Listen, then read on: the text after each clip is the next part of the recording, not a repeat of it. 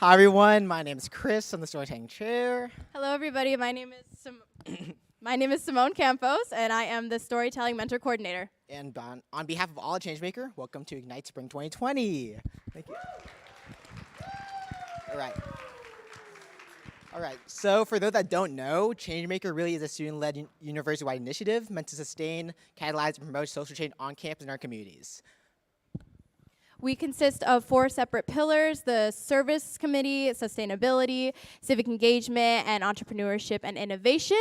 The storytelling committee falls under the civic engagement pillar, and we handle all of the storytelling programming for ASU and Changemaker. And our biggest goals and wishes is to promote the stories, passions, and inspirations of the ASU students and community.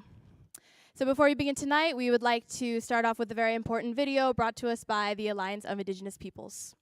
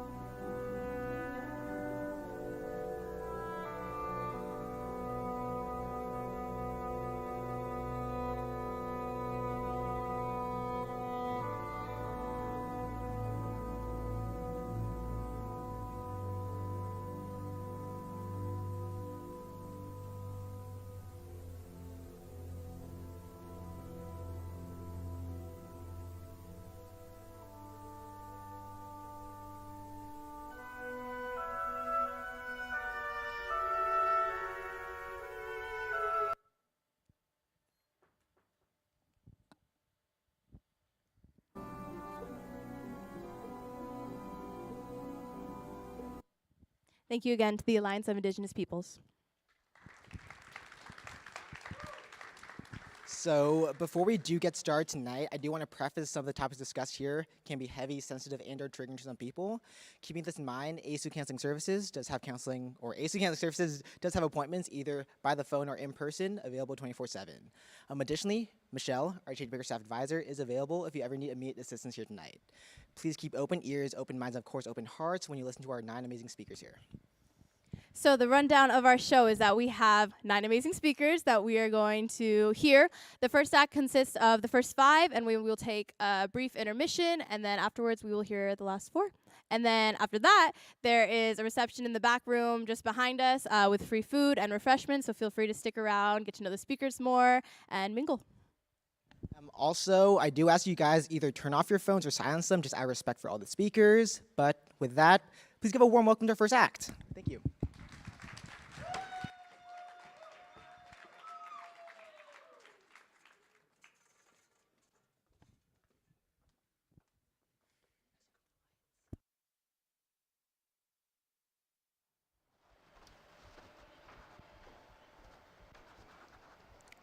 Change. Change is the most constant part of life. Since childhood, I used to anxiously wait for Saturday, Sundays. That was the time when I used to visit my grandma's place and play with my 6 cousins. I used to really enjoy their company. I wanted to stay with them forever. I used to imagine us like the 7 sticks, always together and unbreakable. The Monday exams were my biggest enemy because my mother didn't allow me to go to my grandma's place for those particular Saturday, Sundays. But soon, the metamorphosis of my childhood happened, and now I prefer to stay home alone. It was kind of a shock to my family to hear my demand to continue my education after 10th in a city a little bit far from my native city. Going against the grain, this was my first obstinate act, or as my mother describes it, Hatti Rashmi. So, as they agreed to my demand, I tried to be least complaining. I made sure that I don't seem homesick. I never complained about the shortage of water, the tiny common washrooms, or the dorm's food. So everyone was applauding this matured and calm version of me. And they were not knowing that there's something ready, my second obstinate act. Basically, I completed my diploma education in a city 2 hours away from my native city. And now I was demanding to continue my engineering education in a city 10 hours away from my native city. Was I able to manage it? Hell yes. Was that easy? Not at all. In my not so homesick act, I had already disappointed few of my aunts by not attending their wedding. And the 10 hours distance was further bothering my cousins because they thought I'll be forgetting them forever. I'm not that unattached to my family. I do remember their birthdays. I have visited their weddings during my engineering education. During my engineering education, something different was happening to me.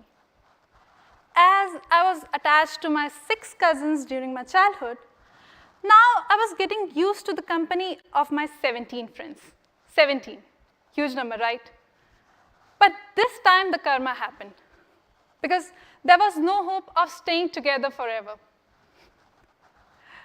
Unfortunately, I got detached from my group because I was placed in a different company. Detached. In terms of frequency of meets, conversations, relatability. But soon I got a new friend at my office, as everyone says the abstract one, work. The targets, the numbers, the frustration was now part of my day. And like any other burned out engineer, I felt the need, the trauma of not understanding enough during my engineering or my bachelor's degree. So here I am at Arizona to complete my education, to upskill myself, to perform better at my work. In the beginning, it was not that easy for me coming to Arizona because I was going back to lectures, exams, assignments after 3 long years. COVID made it worse since most of the participation activities were virtual via Zoom. But soon I coped up with it somewhere, somehow, and the struggle paid off well. Soon I'll be working too. Going forward, I really wish to set this routine wherein I'll dedicate some time for my cousins on those Saturday, Sundays. At least have one virtual chat with them. Utilize all my holidays by doing some outdoor activity like trekking, road trips, along with my friends. Basically, having more energy for my day and being productive at my work. Thank you.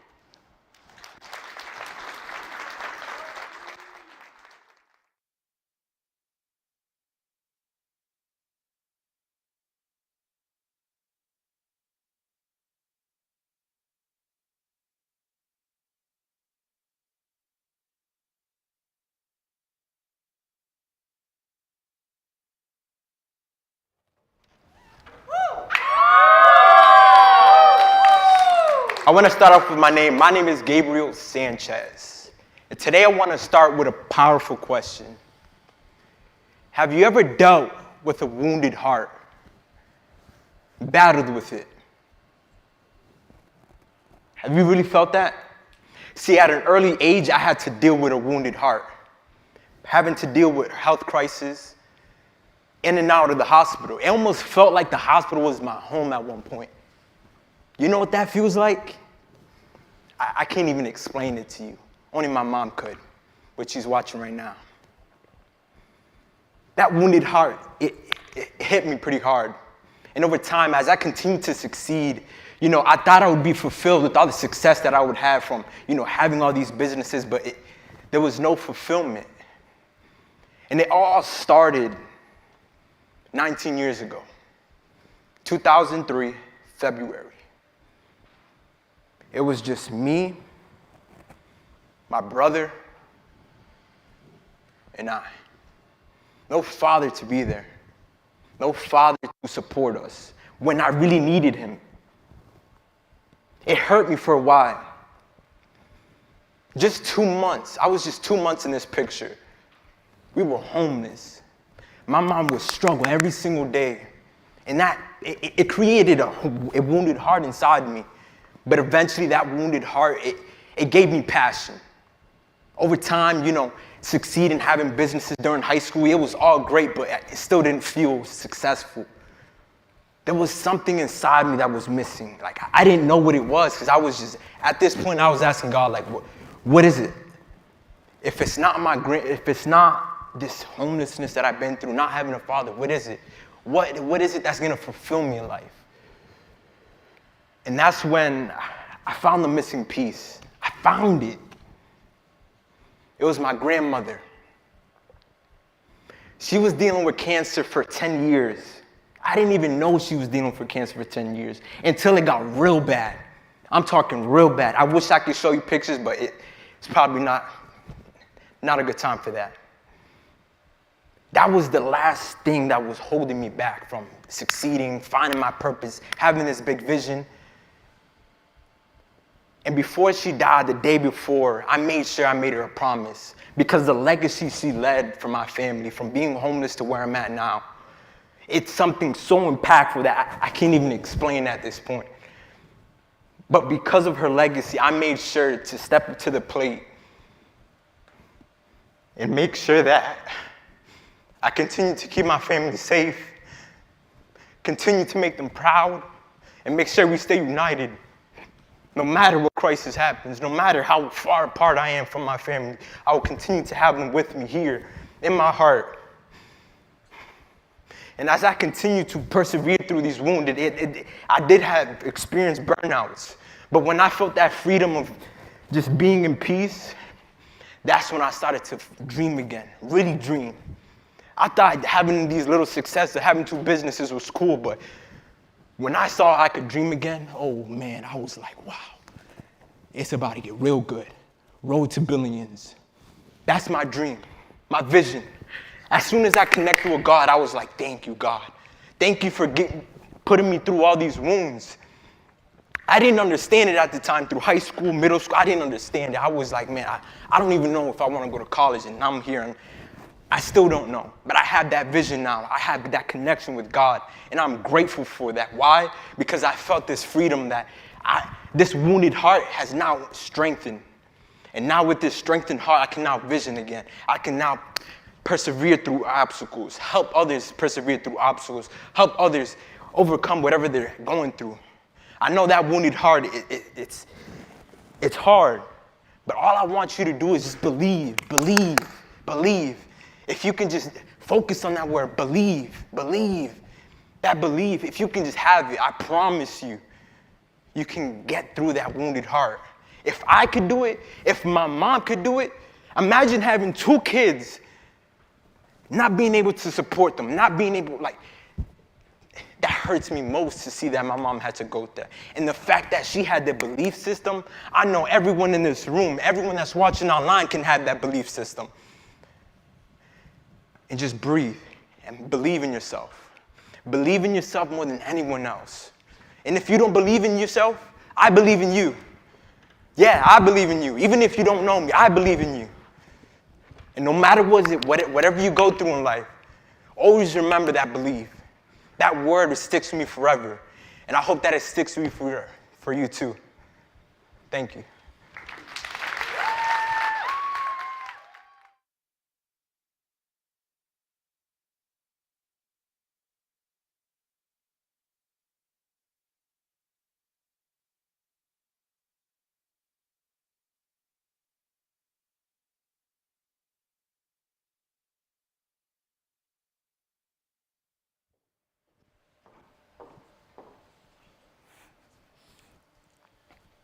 Who are you? We are all designers of our lives. Life is all about becoming more of who we've always been destined to be. So let me tell you about what I've designed so far for myself. As a child, I was grounded with things like goodness and hard work. And I battled with some things like verbal abuse and being othered. But as I entered college as an adult, I was able to take more control of my life design. I was able to figure out some things that really helped me thrive, like change making, innovation, inclusion and diversity, and Oprah. But as I was ending my college experience, my life plan went out the window as I welcomed my first child into this world. My pregnancy was tough. I battled with things like grief and gratitude and guilt. But as soon as my daughter came, I quickly fell in love, and I went all in on being the best mama I could be. The following year, I was able to pursue my original plans of being a Teach for America Corps member, and things got even brighter when I returned to ASU as a full-time success coach working one-on-one with students to realize their dreams, and meanwhile also doing impactful work with my peers. Fast forward to January 2020, I went even further with being intentional and started some grounding habits like meditation.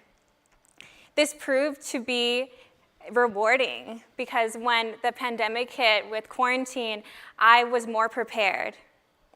My husband and I even decided to continue our plans of being parents of 2.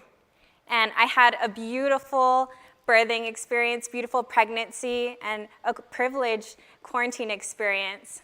But when I hit maternity leave, I let go of some of my grounding habits again. And I realized how much of a mistake that was when I returned to work. I was drowning. Things that I had, like abundant family time, self-care time, strong marriage, safety in my home during a pandemic, and autonomy, it all felt like it was being ripped away. I was drowning in my negative thoughts, and I knew I needed to do something about it. So I decided to be a student again, and this time in the class of Vanessa through therapy. So my therapist helped me realize that I was battling anxiety, and I could be more mindful of my body's responses and better able to cope with it. So things like the heavy chest feeling and frustration, anger, turned into pause, breath, love, and patience. My consistency with therapy helped things stick, and journaling helped it stick even further. I started journaling, and this helps me remind myself of all the things that I need to hear, like that I'm good enough and that I have everything I need inside of me. Earlier this year, I also joined a storytelling program in community with other women to help me grow in my vulnerability. And earlier this month, I had my 29th birthday, and I was able to host my first event in community with some of the most incredible women in my life. And we came together in vulnerability, connection, to work on the lives that we wanted to live. And this is what I'm called to do, doing this work, especially for people who have been marginalized, because we all know this world is not always set up for us to succeed and thrive. So I know for me, with my journey, I have already learned so much, and I know this is just the beginning, and it thrills me that I will grow more and learn more about myself throughout this process. I know that when I love myself, when I know myself, I am better for me, my partner, my children, my family, friends, and the world. So I invite you all to go deeper on your journey through self-love. What's one thing you could do to grow in your journey? And better answer the question, who are you and what life are you designing? Who am I? I know at my core, I am love. Thank you.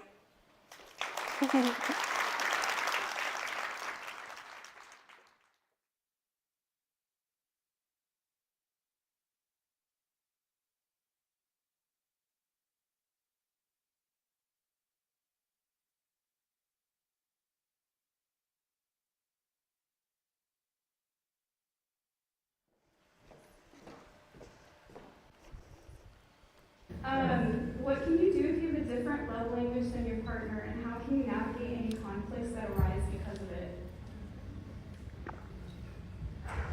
I mean, the whole thing about love languages is that you do your best to learn to speak theirs. And so learning how the other person receives love and then doing your best to give it is essentially like, it is like learning a new language for a lot of people. That was Dr. Mossoon, a professor at ASU, Penn Badgley, also known as Joe Goldberg from the Netflix show You, and me. Dr. Mossoon and Penn Badgley were actually right here at the Student Pavilion talking to students about relationships as a part of their Can We Talk event series, and I got the unforgettable opportunity to ask them about love languages. If you're not familiar with love languages, they're the 5 different ways that people prefer to express and receive love. Words of affirmation means showing your loved one verbal appreciation. Quality time means focusing on your loved one when you're with them. Gift giving means giving your loved one a physical symbol of your love for them. Acts of service could mean driving your friend to the hospital if they're not feeling well. And physical touch, well, that one's fairly self-explanatory.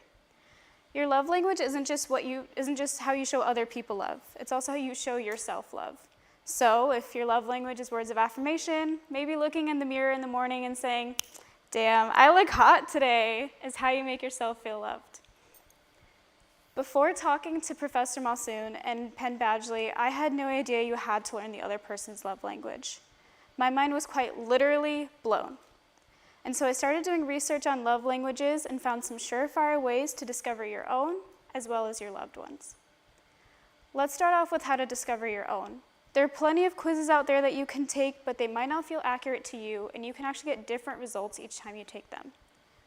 I learned my love language by comparing how other people showed me love. For example, I told my friend that I was struggling to fold laundry for a few days because I had a rough week, and she suggested giving me a hug to make me feel better. So she came to my apartment and she gave me the hug, but all I could think was, my laundry's not folded, my laundry's not folded, my laundry's not folded. And so when she left my apartment, it gave me like an unfulfilled feeling because I didn't want to ask her for help and sound like a burden, and also because I just didn't get the help I needed. Now don't get me wrong, it's not that I didn't appreciate her hug, it's that I would have appreciated her help way more. And so it was in that moment that I realized my love language is acts of service. And so thinking about how you feel when other people are showing you love is how you can determine your own love language. Now to discover your loved ones. It's important to look for details and ask questions, especially when your loved one feels unloved or stressed or tired, etc.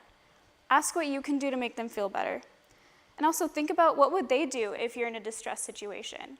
Are they spontaneously coming over with a bag of popcorn and a movie, or are they typing out long paragraphs about how much they love you?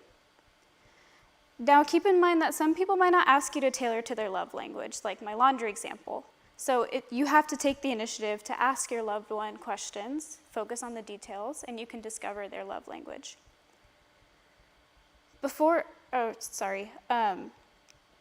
As college students, we are looking for the permanent people in our lives, whether that be a romantic partner or friends or mentors, etc. We're looking for the people that we hope to keep in our lives for a very long time. And so learning your own love language as well as the other person's can actually improve relationship satisfaction, longevity, and overall success, as many researchers have determined. Now keep in mind, it's not about having the exact same love language as your loved one, but it's about knowing how and when to adapt to theirs. And we can also have multiple love languages at once, like acts of service and gifts, or physical touch and quality time. And our love languages can also change over time as well. I went to the Can We Talk event with my best friend after we've had a lengthy conversation about our different love languages. And so when they called audience members up to the microphones for the Q&A portion of the event, he ended up way at the front of the line, and I was way in the back.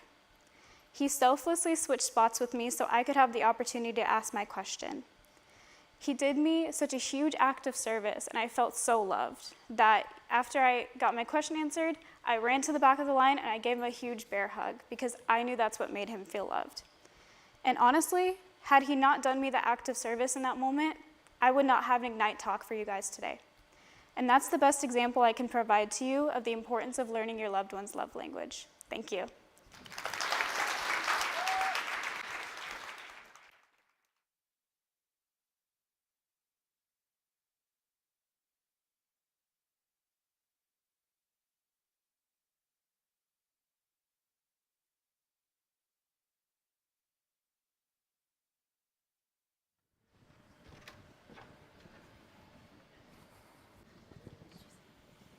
running into the ocean, what do you feel? Do you feel your body start to go into shock from the frigid temperatures? Does your body start to go numb and the inevitable fear of drowning takes over your mind? Those are just some thoughts I would like everyone to think about during my talk today. So, New Year's. New Year's is my least favorite holiday. Nothing necessarily bad has ever happened on those days, but just the inevitable, gut-wrenching, pit-and-stomach nauseous feeling I get year after year was something I was not totally thrilled about.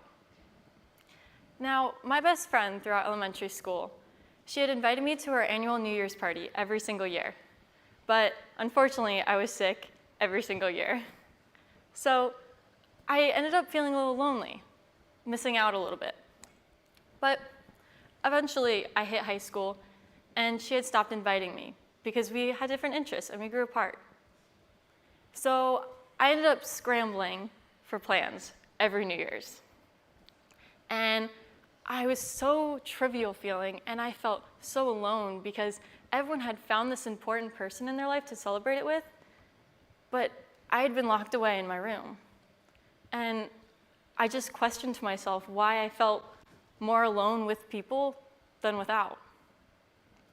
So that leads me into my next point. When you're feeling alone, the last thing you want to actually be is alone. But you have to figure it out for yourself. You have to figure out how to be happy with yourself before anything else. So this past New Year's, I needed to break that. I needed to break that constant feeling of having everything, every New Year's feel so insignificant. Because honestly, I don't even remember my first college New Year's. I just thought it was so insignificant, and there was nothing that I wanted to be reminded about when it came to pushing those mental battles that I had out of my head. I had a really rough past year and a half, and I was exhibiting signs, but no one seemed to notice. And that's okay, because face it, we're all masters of disguise. We're all trying to scream at the top of our lungs for help, but simultaneously, we're gripping so tightly onto our mask of happiness, and we've been gripping on for it for so long and for so tightly that it starts to break. So what did I do? This past New Year's, I ran into the ocean at midnight while it was snowing, alone. Now, when I say alone, I had my 2 friends on the beach with me, and they had promised to run in with me, but had bailed last second, which I kind of expected. But I knew I needed to do it. I needed to get my adrenaline. And so I did. And as I was running into that ocean and I felt the water splash upon my body, it felt like the ocean accepted my body, my soul, and my mind like no one else ever had before. It was like the ocean was waiting for my deepest and darkest secrets and to just absorb my body as a whole. And I felt safe. Though the coldness had put my body into shock, and I felt like I was suffocating, I felt like I wasn't gasping for air every single day, like I was trying to survive anymore. I had that welcoming feeling, that overwhelming relief. And honestly, it felt so relevating. It was honestly one of the best experiences. And the thing about perspectives that everyone needs to remember is that we all have our different oceans. Now, I had ran out of that ocean after about 4 minutes. And the air around me felt so warm, so welcoming. And my friends didn't feel that reality. They were freezing in the snow. So you have to be able to find your ocean before inviting others to swim. You have to connect with yourself before you connect with others. I felt that connection with the ocean, and I wanted to keep the memories between the ocean and I. I had this huge private moment with the ocean, and privacy is my conservation. With privacy, no one knew what I was doing, what I was up to, anything of that sort, and I had that power to myself. People have such a huge issue with looking at themselves in the mirror every day because we've seen each other at every single angle. We've seen us at our darkest moments, but no one else has. That's why we try and pick and choose what we see on other people and on ourselves. But I want everyone to know that you need to find your ocean.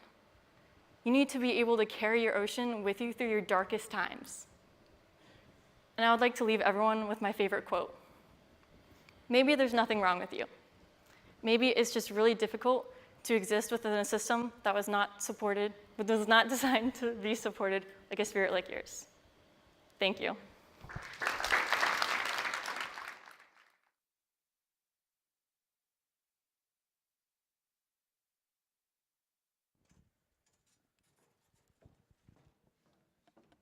All right, everybody, that concludes our first act. So in just a second here, we're gonna take a brief 10-minute intermission, go to the bathroom, stretch, whatever you need to do. And then when it's about time for you to get back in your seats, we'll dim the lights to cue you, all right? Also, as a little surprise, so everyone that got checked in with their ASU email, everyone that got checked in has been entered in a raffle for a free Sonoma dining card. So at the end of the intermission, we're gonna reveal, it's gonna be 4 winners, so no one leave. But yeah, intermission. We'll see you in 10.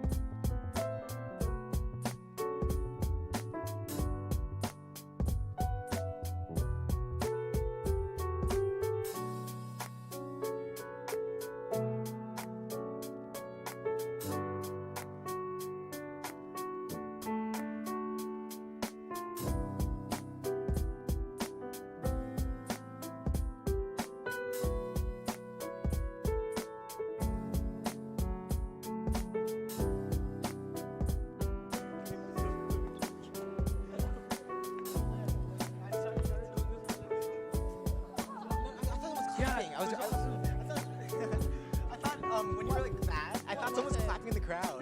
It was you.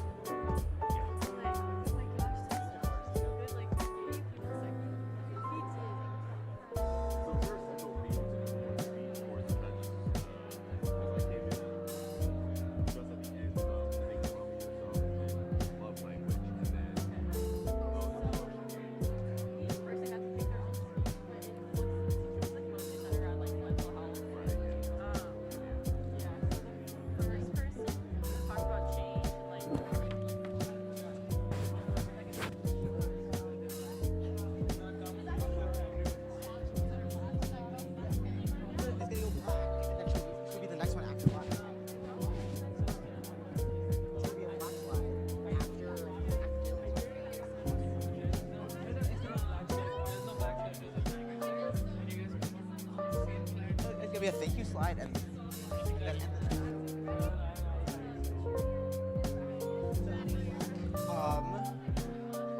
put the that's our show slide. And then I'll like talk. Okay, what are we doing? Are you having them come up?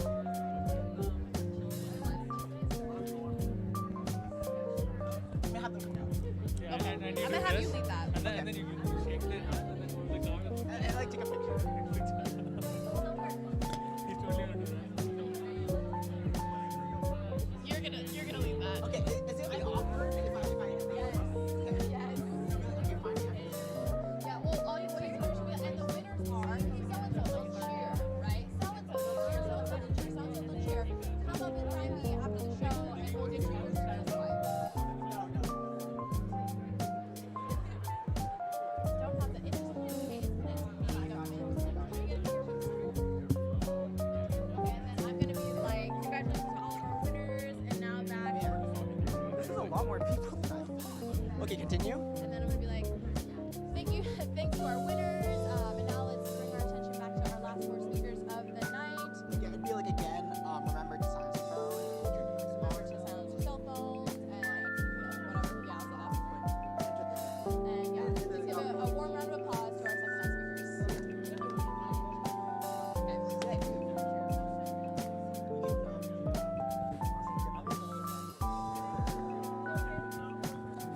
We'll start. Dim them now. Turn off music at 54. Have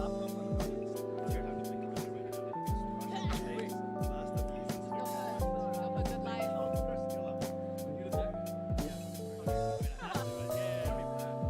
Okay, sure. Yeah. Dim them. Turn off the music at 54.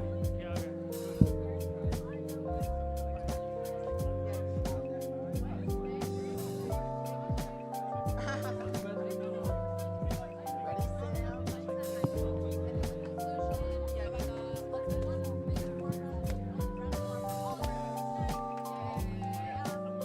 Okay. And then do I go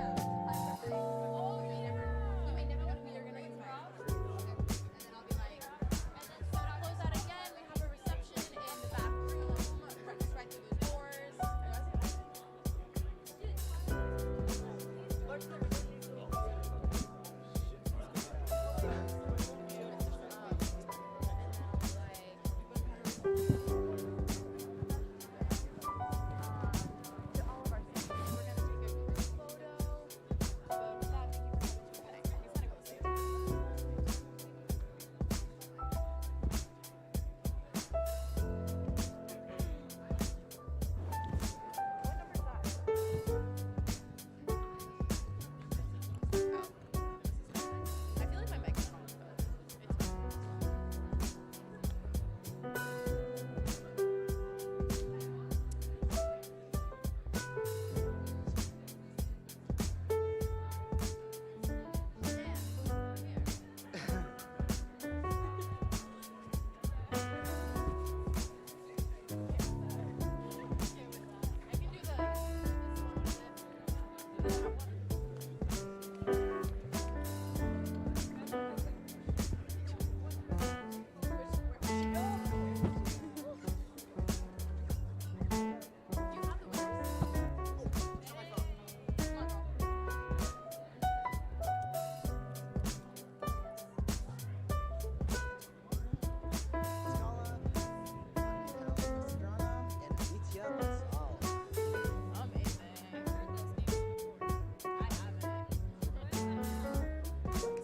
it's winners for the raffle.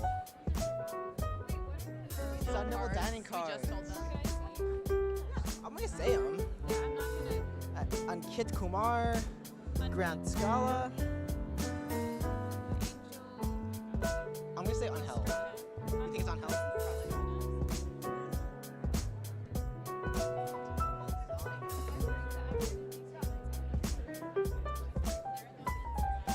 I don't know.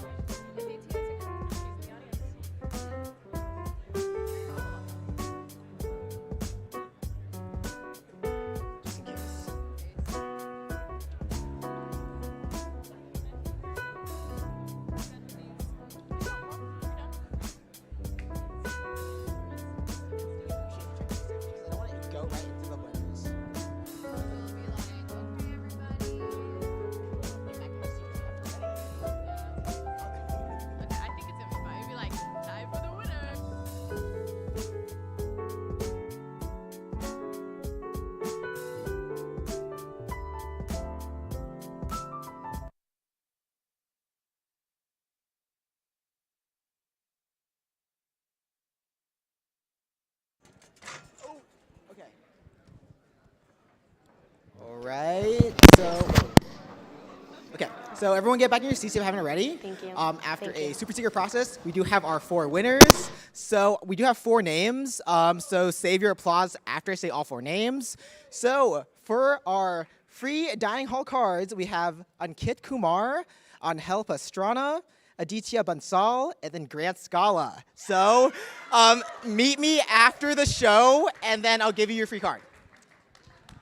All right, congrats to all of our winners. Now we can direct our attention back to the stage for our last final 4 speakers of the night. If we can re-silence those cell phones or turn them back off if we turn them back on. And please give a warm round of applause to our last 4 speakers of the night.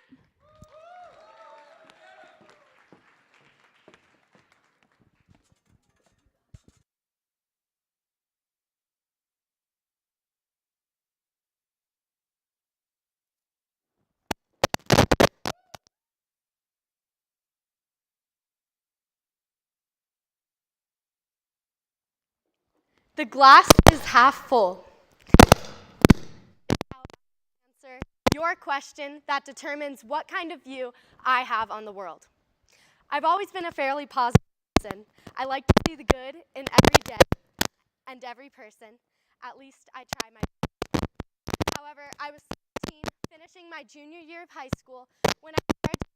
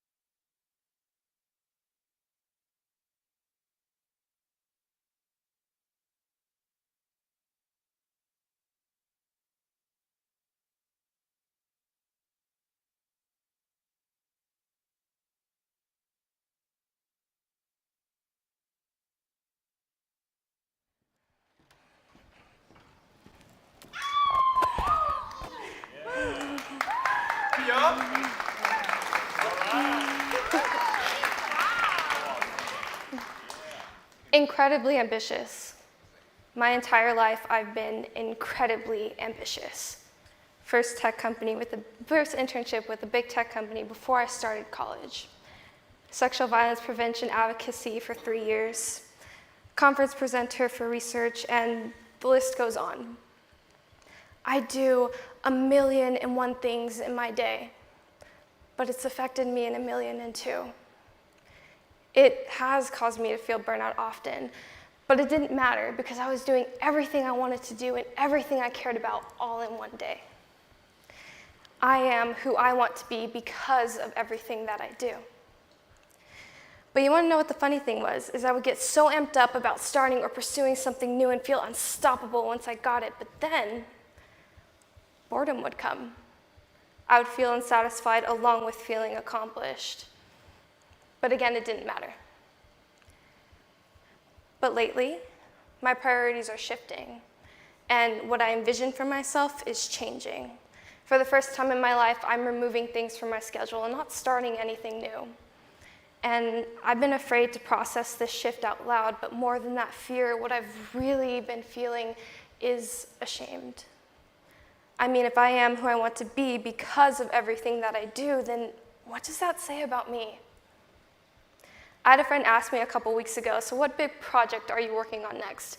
And honestly, the very question exhausted me because I kid you not, every day, every week, every month, every year of my entire life, I've been asking myself that same question, pursuing one thing after another.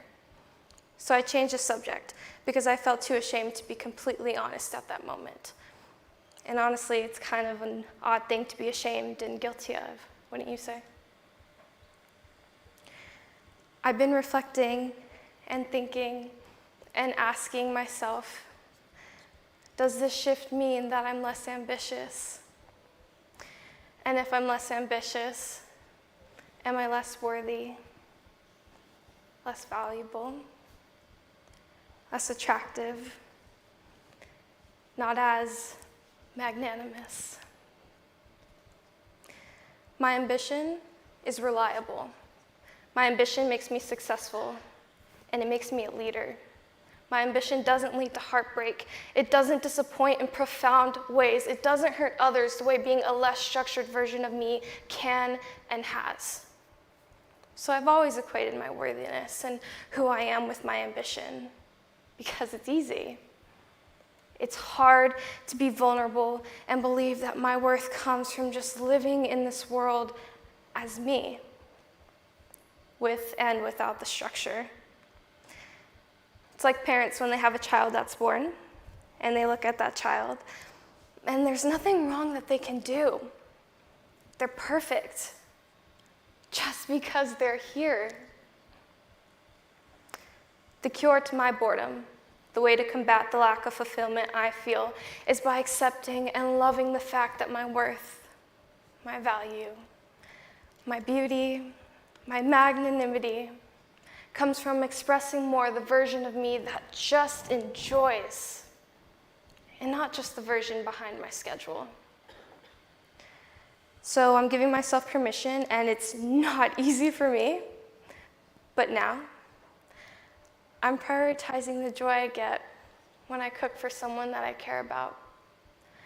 I'm prioritizing the energy I feel when I'm playing basketball with my friends or my family. I'm prioritizing that serene feeling I get when I'm playing piano and I tune out the world. I am who I want to be because of everything that I do. So what does everything you do?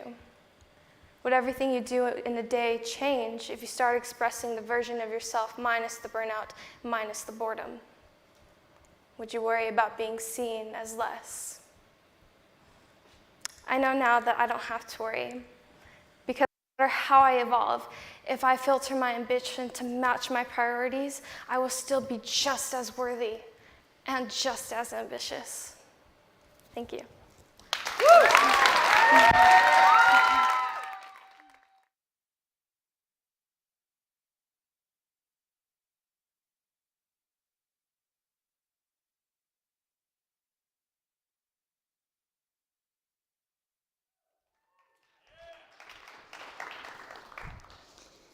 Good evening, everyone.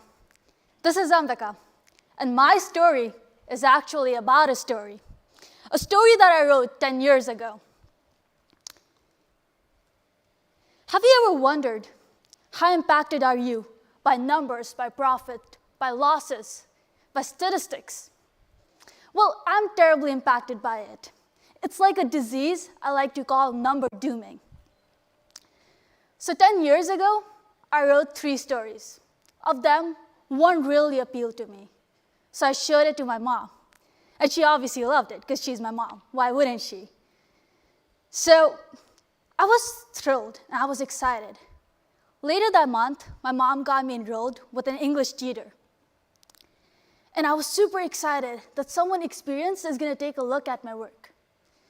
On the first day, she asked me for a sample, so I submitted my story. And she reviewed it, and then she sits down with me. And she's like, there are a lot of grammatical errors on this. I'm like, okay, but did you like the story? She's like, okay, so this should be an apple and not a apple. But did you like my story? She's like, this should be past tense and not future tense. But did you like my story? Well, I never got to know if she truly liked it or not. And you guys are the first audience to listen to my story.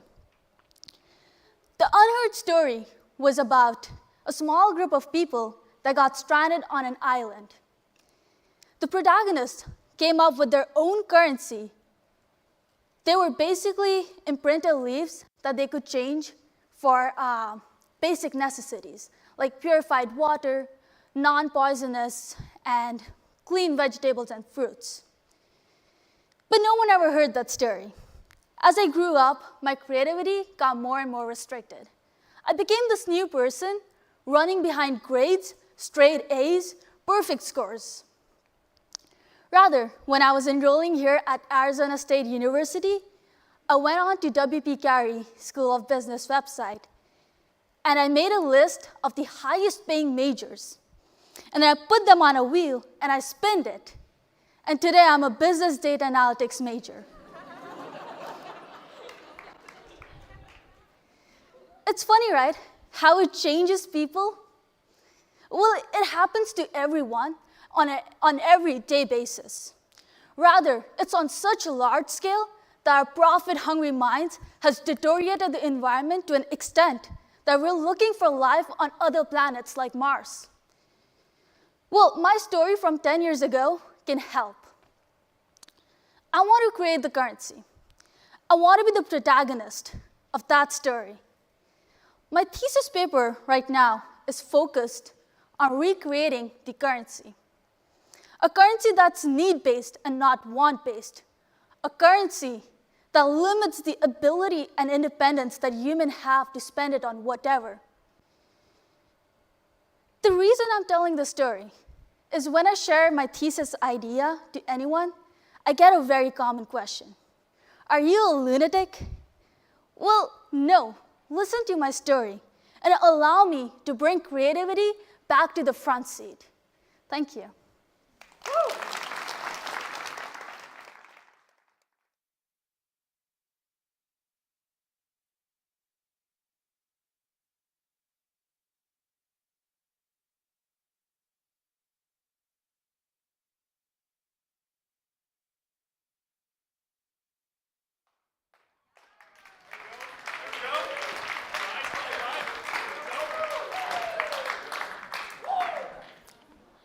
So when most people hear that I'm from Chicago, I get 2 responses. Are you from Chicago, Chicago? Or are you from the suburbs? And being from Chicago, Chicago, I quite get offended. I get offended because to this day, I'm still holding on to trauma from my past living in Chicago, Chicago. I still got nightmares that haunt me to this day living in Chicago, Chicago. But to the suburban kids, that's cool. But to the news label us as apes, gorillas, snakes, lions, like we in a den. But in Chicago, Chicago, it was interesting. See, growing up, after my parents divorced, I had to move to a neighborhood with just me and my mom and my grandma. And this neighborhood was known nationwide as Terrortown. And in Terrortown, it was way different from the neighborhood I just came from. See, the neighborhood I just came from, it had the type of respect that My siblings and I was in the middle of a shootout, and they say, pause the shootout. Let the kids go in the house. Not in Terrortown. Anybody a target. In Terrortown, I started making friends. My first time in Terrortown, I went to a summer camp, and they had a shootout, broad daylight, and every kid knew what happened, who was winning this war. I didn't adapt that quick. So the more as I hung out in this neighborhood, the more I lost dreams. Growing up, I used to want to go to Duke University. Living in Terrortown, I only wanted to make it through the summer. You got peers dying or going to jail because they scared to come outside without a firearm. And that's just Terrortown. So I got smart one day, got on my knees and I prayed. And I created a system. And within this system, I had work, full-time, school, National Honor Society, and baseball. And whenever I wasn't in baseball practice, best believe I was at work. Because I didn't have that luxury growing up to go kick it with my homeboys because anything can happen. Moments like that could change a boy to a man. And I told my mom, and she said, you're going to kill yourself working all these hours and only sleeping 4 hours a night. I told her, Mom, I don't want to die to these streets. I don't want you to make no GoFundMe for me. So after I graduated high school, I moved out on my own. I didn't know I had a real issue until my roommate told me, bro, you got a problem. You think every time we go somewhere, somebody want to kill you. That ain't healthy. So I had a breakdown, real bad breakdown. And I moved to Phoenix, Arizona with my dad. And I could say my dad and the family is the reason I'm back on my feet. But really, it's my little brother. See, my little brother was 4 years old when I moved in the house. He came in the room, he said, big bro, promise me something. Promise me that you're going to do better. And it's a 4-year-old talking to me. I broke down. And hearing my little brother say that, I began to dream again. I began to just shake it off. So as I say that, I enrolled in Arizona State, and they rolled the dice on me. All inner city kids not bad. We deserve a chance too. We just adapted to certain circumstances. So next semester, I'll be living in Paris for 4 months. And where I come from, Terrortown, that's unheard of. You saying in Paris, what? My 16-year-old little cousin that got gunned down, he'd never get to see Paris. Matthew that was supposed to get his BA, he'd never get to see Paris. And Tyrone that never made it past 21, he'd never get to see Paris. But guess what? They living through me. I'm living proof. Just take a chance on the inner city kid. We not bad. We just want something better too. That's why I brought this to y'all attention today. I'm the voice. Thank you.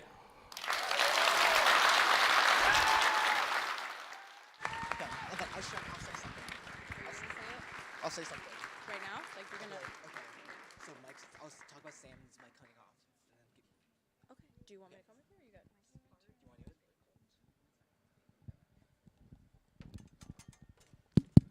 got? Okay, guys. So I just want to say that like when Sam's mic cut off, that was just completely a technical issue on our part. So we do want her to come back up so that she can say the talk that she wants to have with a functioning mic. So Sam's gonna come up back on stage and do her talk again. So.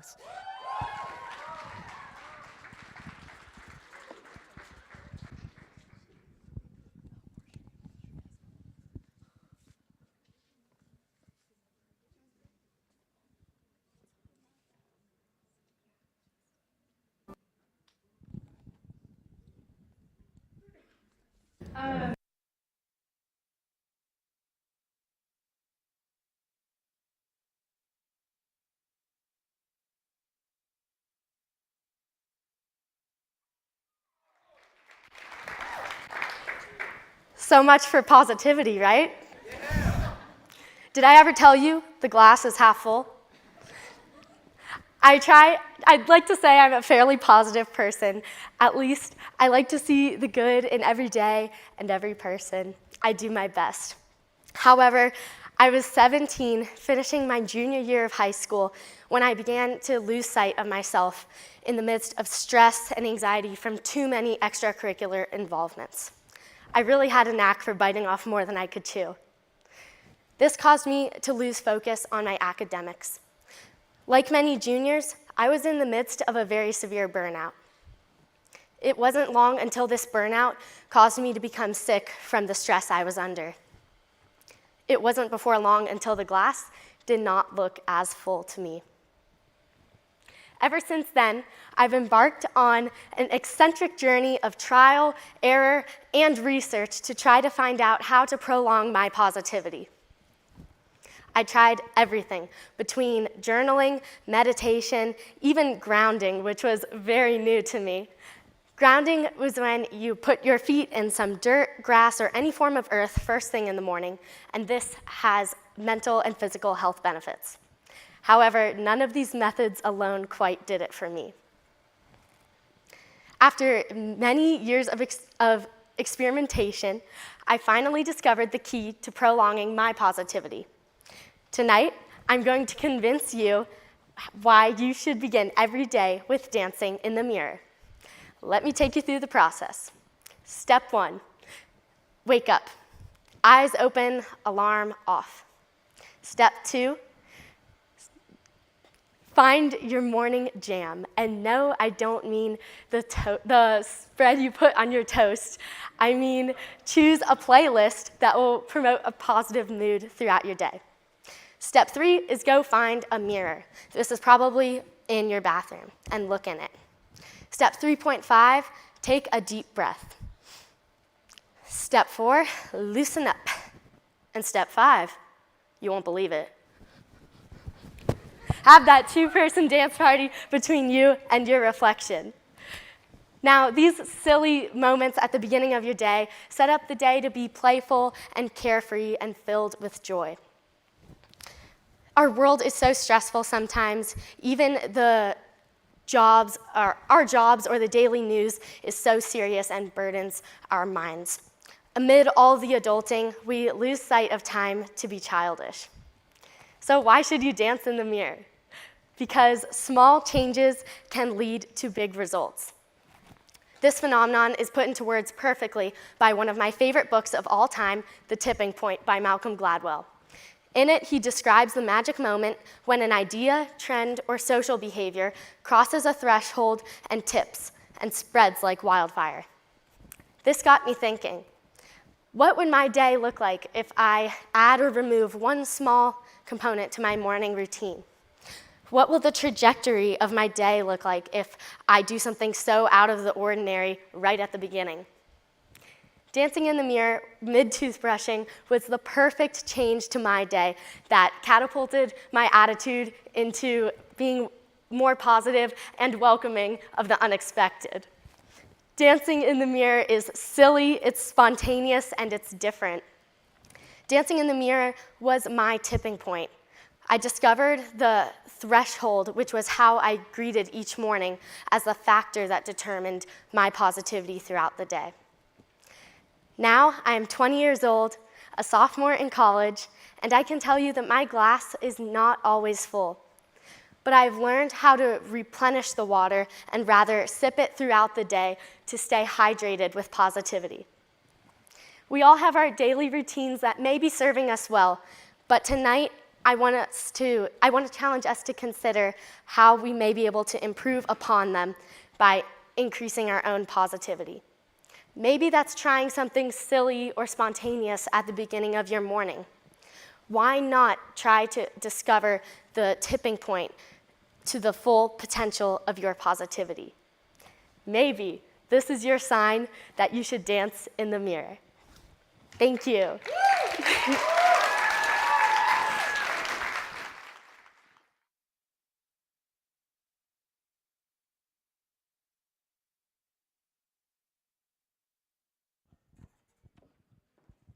All right. Thank you so much, Sam. We're so happy that we got to hear your story. Can we get a huge round of applause for all of the speakers tonight?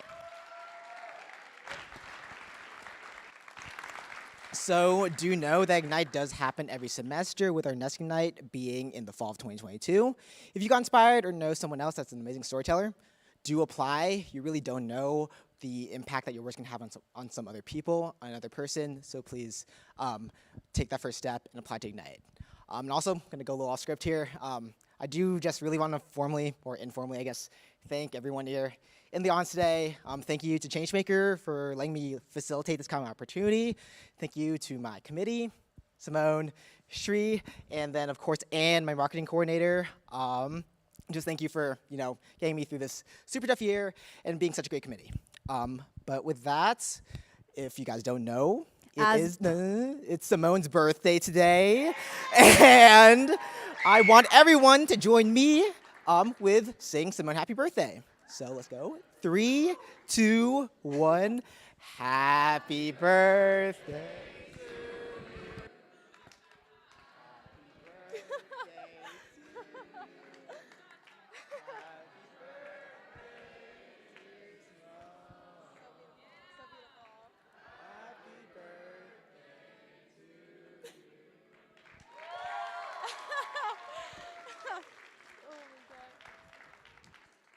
Hey, thanks.